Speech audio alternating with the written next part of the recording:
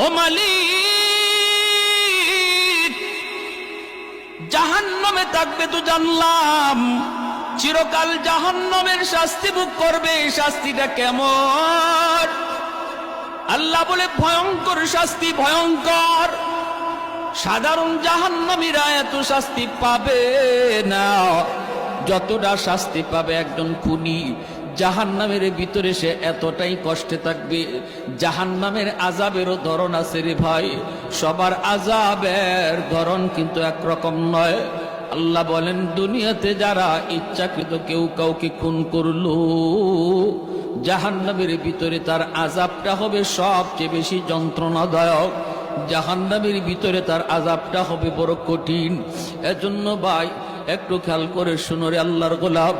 মায়ার নবী বলেন, হাসরের মাঠে আল্লাহ আদালত নিয়ে যখন বসবে, বিচার কাজ আল্লাহ শুরু করবে, সর্বপ্রথম আল্লাহর আদালতে বিচার শুরু হবে খুনের মামলা দিয়া।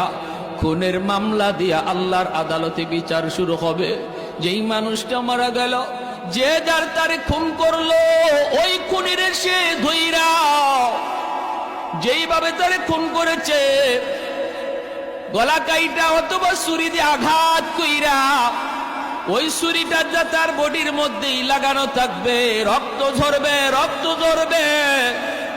আর খুনিটার কলার ধইরা আল্লাহর আদালতে হাজির হইয়া বলবে, মালিক, দুনিয়াতে পয়সা ছিল, আমি মামলার রায় পাই নাই, আমারে খুন করেছে, আমার আওলাদ রে এতিম বানাইছে, আমার মা রে আমার বাবারে সন্তান হারা বানাইছে। সম্পদ ছিল তার, পাওয়ার ছিল তার, মন্ত্রী এমপি ছিল তার, জজ ছিল তার, উকিল ছিল তার, আমার সন্তান বিচার পায় নাই গো আল্লাহ। ও মালিক, অল্পদিন মামলা কাইটা, জেল কাইটা আবার বের হয়ে আসছি। এইভাবে আল্লাহর আদালতে কানবে আর বিচার দিবে। রব্বুল আলামিন হাসরের মাঠে যত অপরাধ দুনিয়াতে ঘটছে, মায়ার নবী বলেন, সবার আগে খুনের মামলার বিচার করবে, খুনের মামলার বিচার করবে।